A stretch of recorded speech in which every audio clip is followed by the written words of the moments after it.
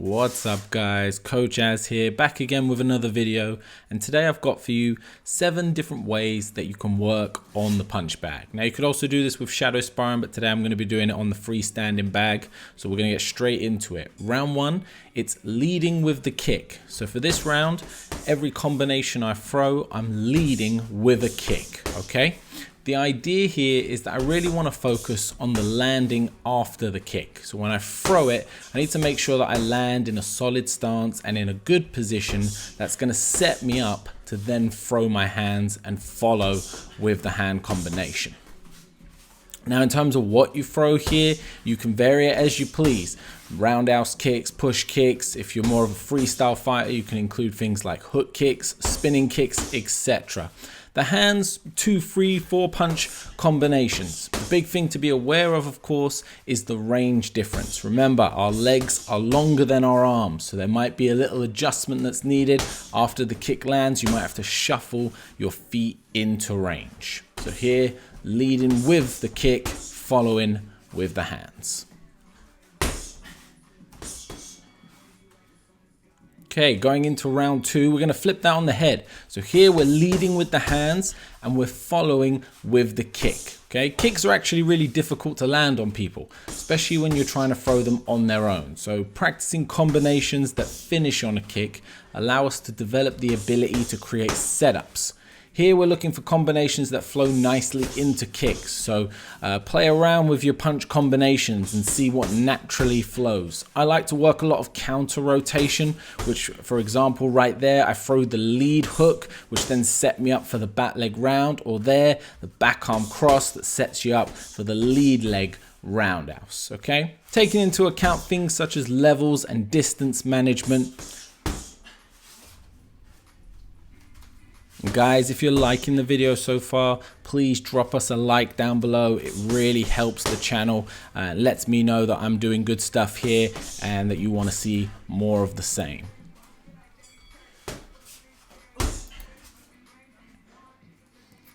Okay guys, moving into round 3. For this one, everything is thrown off of an angle. So our worst enemy is staying on the center line, always attacking out of one direction. It's very easy to predict and it's very easy to counter for opponents. So to help create openings, we want to practice stepping off of that center line. So here, whatever you throw, kick or punch, you first must move. Now that might mean that you pivot, where we rotate our back foot to shift across, or it might be where you cut across, where I'm stepping my back foot to my inside to create an angle. Sometimes you want to do small angles, other times you want to exaggerate it more.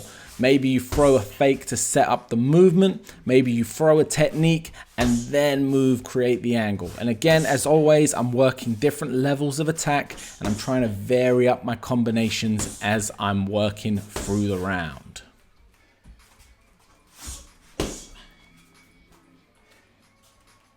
Alright guys, next round here, we're starting outside of range, okay? People have an annoying habit of moving backwards when you try to punch or kick them in the face.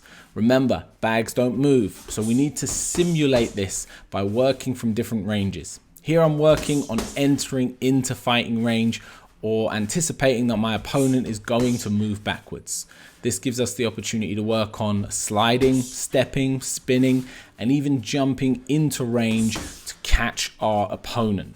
So each time here, whether I'm leading with my hands or leading with my leg, I'm stepping back outside of range. So I've got to make up that distance one way or the other and try to experiment. So don't always just slide in off your feet, sometimes push in off of a kick, sometimes step through on your stance, switch things up as you go.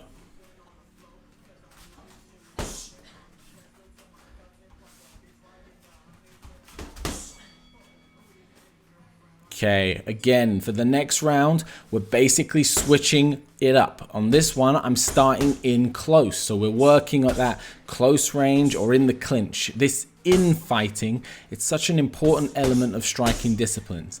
It's important to work techniques that work best for the range that you're in. So here we're not looking for the long jab or the prodding push kick. It's all about head placement, digging in hooks to the body, creating gaps and opportunities up to the head. So things like uppercuts, hooks. You see I'm using my shoulder to simulate pausing in the clinch. I'm trying to move my head either side of the bag, simulating moving from one side of their head to the other. Now I'm also working pushing out. So from there, I started in close and then I work my way out and then step back in to that close range fighting.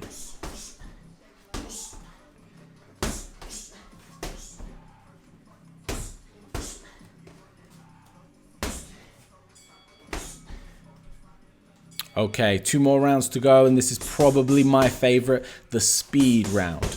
Want to know how to kick or punch faster? Well, kick or punch faster.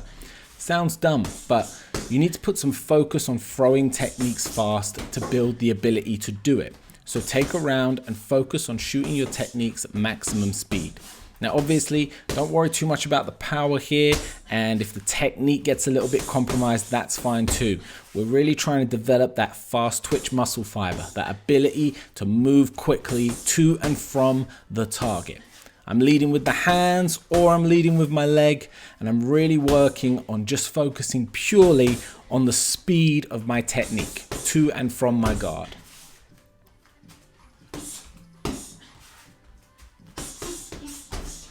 By the way, guys, if you're enjoying the video, then please subscribe to the channel. More great videos coming soon.